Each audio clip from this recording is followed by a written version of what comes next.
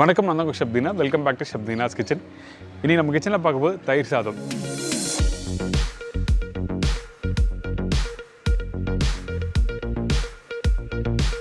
இந்த தயிர் சாதத்தில் விஷயம் இருக்குது. எப்படி சாதத்தை நல்லா வேக வச்சு மேஷ் பண்ணி கெட்டியான பக்கத்தில் எடுத்துன்னு வரோம், அதுக்கப்புறம் எந்த அளவுக்கு தயிர் ஊற்றுறது, எப்படி தாளிப்பு போடுறது.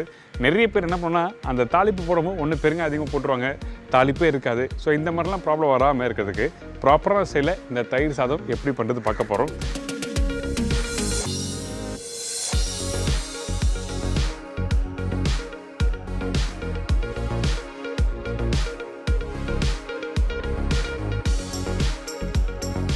இதோட பீட்ரூட் பொரியல்.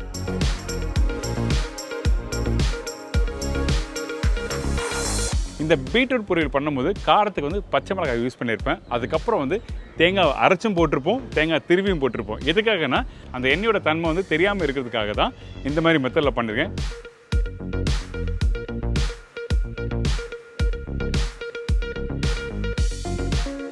இப்போ இந்த ரெசிபிக்கு தேவையான பொருட்கள் பார்த்தலாமா?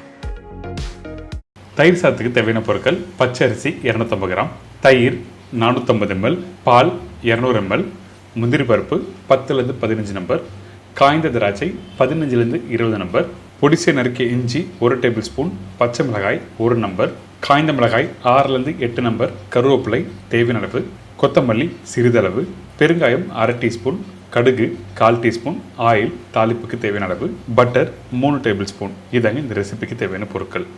இந்த தயிர் சாதத்துக்கு நம்ம என்ன பண்ணுறோன்னா, ஃபஸ்ட்டு அரிசியை நல்லா ஊற வைக்கிறோம். நிறைய பேருக்கு இந்த தயிர் சாதம் பண்ணும்போது அந்த அரிசி வேகும்போது தண்ணி விட்டுரும், அதாவது சூடு ஆறின பிறகு. அந்த மாதிரிலாம் எதுவுமே இல்லாமல் கரெக்டான பக்குவத்தில் எப்படி பாயில் பண்ணுறோம், அதே டைமில் எந்த அளவுக்கு தண்ணி ஊற்றணும்னு சொல்லிட்டு தெளிவாக வீடியோவில் இன்றைக்கி பார்க்க போகிறோம். ஃபஸ்ட்டு இந்த பச்சை அரிசியை தண்ணி ஊற்றிருக்கேன். இந்த தண்ணி ஊற்றின பிறகு எந்த அளவுக்கு ஊறணும் கேட்டிங்கன்னா, குறைஞ்சபட்சம் 3லேருந்து 4 மணி நேரம் நல்லா ஊறட்டும். அதுக்கு பிறகு எடுத்து பார்த்தீங்கன்னா இந்த மாதிரி ரெடியாக இருக்கும் அரிசி.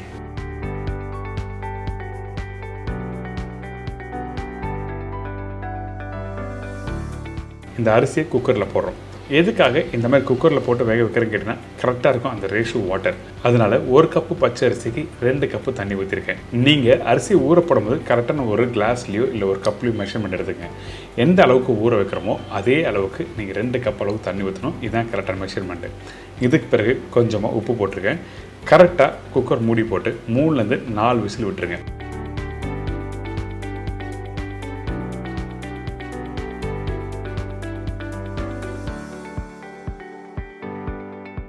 அதுக்கு பிறகு ஓப்பன் பண்ணி பார்த்தீங்கன்னா இந்த மாதிரி அரிசி நல்லா வெந்திருக்கும்.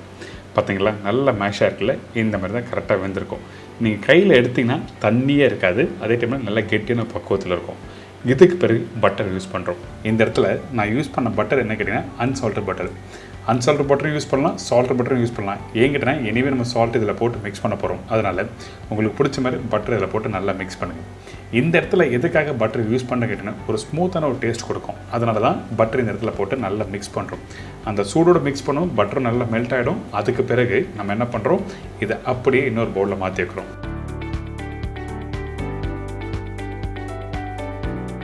எதுக்காக இந்த மாதிரி மாத்திரம் கேட்டிங்கன்னா, சூடு ஆறின பிறகு நீங்கள் சாதத்தை கையில் போட்டு மிக்ஸ் பண்ணும்போது நல்ல ஒரு கெட்டியான ஒரு டெக்ஸ்சர் கொடுக்கும். அதனால தான் இந்த சாதத்தை அப்படியே இன்னொரு பவுலில் மாற்றுறோம்.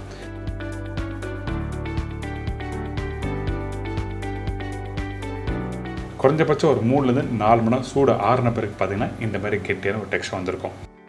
ரொம்ப ரொம்ப இம்பார்ட்டன்ட், நீங்கள் வீட்டில் பண்ணும்போது கரெக்டாக அந்த அரிசியை வேக வச்சு எடுத்தாங்க இந்த மாதிரி திக்காக வரும். இந்த அரிசியை குக் பண்ணி முடித்த பிறகு பர்டிகுலராக சூடு ஆறின பிறகு தண்ணி விட்டால் வேக வச்ச பக்குவம் தப்பு. அதனால தான் கரெக்டான மெஷர்மெண்ட்டில் சொல்லியிருக்கேன். 1 கப் அரிசி 2 கப் அளவுக்கு தண்ணி ஊற்றிருக்கேன். இப்போது கொஞ்சம் பெருங்காயத்தூள் போட்டிருக்கேன், பொடிசை கட் பண்ணி வச்சுருக்கேன். இஞ்சி 1/2 டேபிள் ஸ்பூன் அளவுக்கு இஞ்சி இந்த இடத்துல யூஸ் பண்ணியிருக்கேன். மீதி வந்து தாளிப்பில் யூஸ் பண்ண போகிறோம்.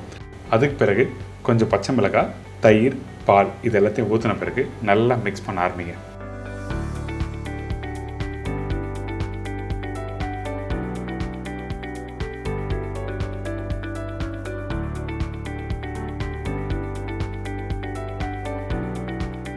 உங்களுக்கு எந்த அளவுக்கு கெட்டியான டெக்ஸ்சர் வேணுமோ அந்த அளவுக்கு நீங்கள் பாலும் தயிரை ஊற்றி நல்லா மிக்ஸ் பண்ணுறேன்.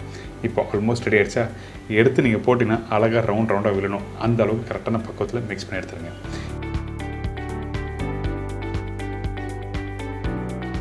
இதுக்கு பிறகு தாளிப்பு.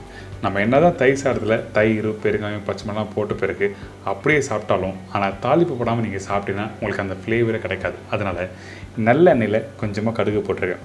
அந்த கடுகு நல்லா பொரிஞ்சு வர டைமில் பொடிசாக கட் பண்ணி வச்சுருக்க இஞ்சி, அதாவது மீதி உள்ள இஞ்சி இந்த இடத்துல போட்டிருக்கோம். கொஞ்சம் காஞ்ச மிளகாய், கொஞ்சம் முந்திரி பருப்பு, அதுக்கு பிறகு காஞ்ச திராட்சை. கொஞ்சம் காஞ்ச திராட்சை அதிகமாக போட்டிருப்பேன். இதெல்லாம் போட்ட பிறகு நல்லா ஸ்லோ ஃப்ளேமில் வறுத்துருங்க. எதுக்காக காஞ்ச திராட்சை அதிகமாக போட்டுருங்க கேட்டிங்கன்னா, இந்த மாதிரி தயிர் சாதத்தில் அந்த காஞ்ச திராட்சையோடு சாப்பிட்டீங்கன்னா ரொம்ப நல்லாயிருக்கும். அதனால தான் தயிர் சாதத்துக்கு கொஞ்சம் காஞ்ச திராட்சை அதிகமாக போட்டிருக்கேன். இதுக்கு பிறகு பச்சை கருவேப்பிலை, பெருங்காயம் போட்ட உடனே அடுப்பு ஆஃப் பண்ணணும். அதுக்கு பிறகு நீங்கள் வதக்கக்கூடாது. பெருங்காயம் அந்த சூடான எண்ணெயிலே நல்லா மிக்ஸ் பண்ணிவிட்டு அதுக்கு பிறகு இந்த தாளிப்பு எடுத்து போய் அந்த சாதத்தோடு போட்டு நல்லா மிக்ஸ் பண்ணிவிட்டு அதுக்கப்புறம் சாப்பிட்டு பாருங்களேன், அருமையாக இருக்கும். இதில் க்ரீமும் போடலாம். க்ரீம் போட்டால் இன்னும் கொஞ்சம் ரிச்னஸ் இருக்கும். ஆனால் அந்த தயிர் சாதம் சாப்பிட்ற அந்த ஒரு ஃபீல் இருக்காது. நம்மளுக்கு அந்த புளிப்பு தன்மை, அந்த தாளிப்பு தான் ரொம்ப இம்பார்ட்டன்ட். அதனால் க்ரீம் நான் போடல. வேணும்னா நீங்கள் க்ரீம் போட்டுக்கலாம். இதே ஸ்டார் ஹோட்டலில் பண்ணும்போது கண்டிப்பாக க்ரீம் போடுவோம். க்ரீம் எதுக்காக நாங்கள் போடுறோம் கேட்டிங்கன்னா, தயிரோட அளவு வந்து கம்மியாக யூஸ் பண்ணுவோம். எதுக்காகனா காலைல மிக்ஸ் பண்ணுறது ஈவினிங் வரைக்கும் ஸ்டே ஆகணும். இதே தயிர் அதிகமாக போட்டிங்கன்னா உங்களுக்கு புளிப்பு தன்மை வந்துடும் ஈவினிங் டைமில். அதனால் கொஞ்சம் க்ரீமை போட்டு பேலன்ஸ் பண்ணுவோம். இதுதான் விஷயம், வேறு எதுவுமே இல்லை. இன்றைக்கி நம்ம சேனலில் ஒரு அருமையான ஒரு ஸ்டார் ஹோட்டலில் பண்ணுற தயிர் சாதம் எப்படி பண்ணுறது எல்லாம் தெரிஞ்சிருக்கும். இது தொடர்ந்து பீட்ரூட் பொரியல்.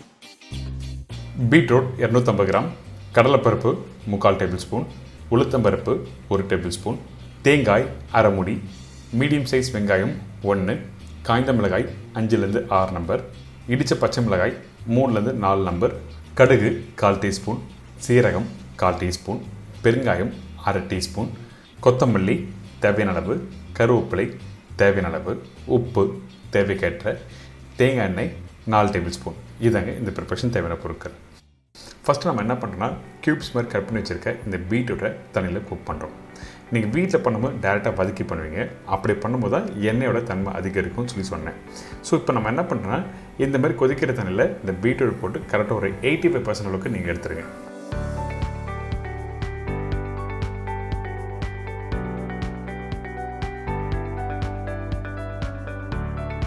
பீட்ரூட் ஆல்மோஸ்ட் இப்போ ரெடி ஆகிடுச்சு. இந்த பீட்ரூட் குக் பண்ணுற பக்கம் என்ன கேட்டிங்கன்னா, கரெக்டாக ஒரு 85% அளவுக்கு குக் பண்ணால் மட்டும் போதும். 85 to 90%. சில பேர் நல்லா வேகட்டும்னு சொல்லிட்டு கையில் எடுப்பாங்க. அப்படி எடுக்கும்போது நல்லா வெந்திருக்கும், ஆனால் அந்த சத்தெல்லாம் போயிடும். ஸோ அதனால் ஒரு 85 to 90% அளவுக்கு வேக வச்சு இந்த மாதிரி எடுத்துருங்க. அந்த ஸ்டாக் வாட்டரும் அவுட் பண்ண வேண்டாம். குக்கிங் தேவையானதுக்கு நீங்கள் யூஸ் பண்ணிக்கலாம். அப்படிலாம் நீங்கள் சூப்பாகவும் சாப்பிட்லாம்.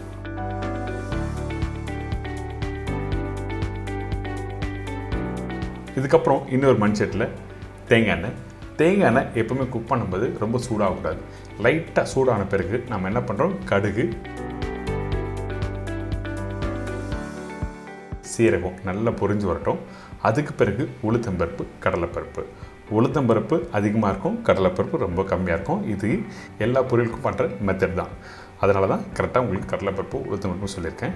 இதுக்கப்புறம் இந்த காஞ்ச மிளகாய், கருவேப்பிலை.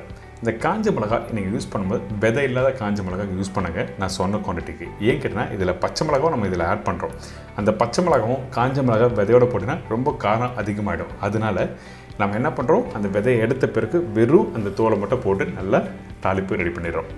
இந்த பச்சை மிளகாய் அது மாதிரி நல்லா இடித்த பச்சை மிளகாய் யூஸ் பண்ணியிருக்கேன்.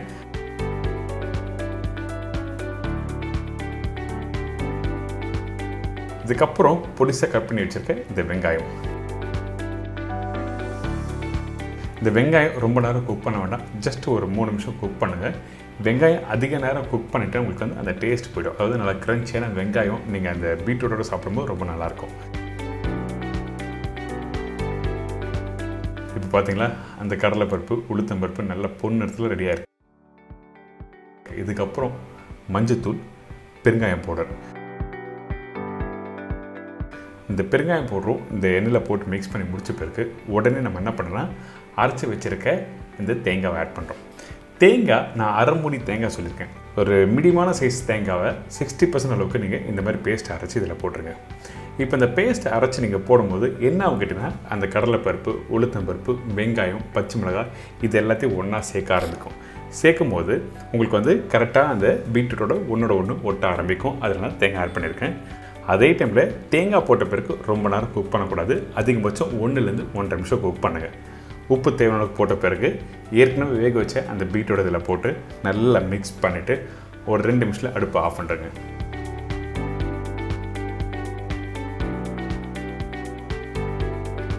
இந்த பீட்ரூட் போட்ட பிறகு திருப்பி ரொம்ப நேரம் குக் பண்ணினா அந்த தேங்காய் போட்ட பலனே கிடைக்காது. அதனால் நான் சொன்ன மாதிரி கரெக்டாக அடுப்பை ஆஃப் பண்ணுறேங்க.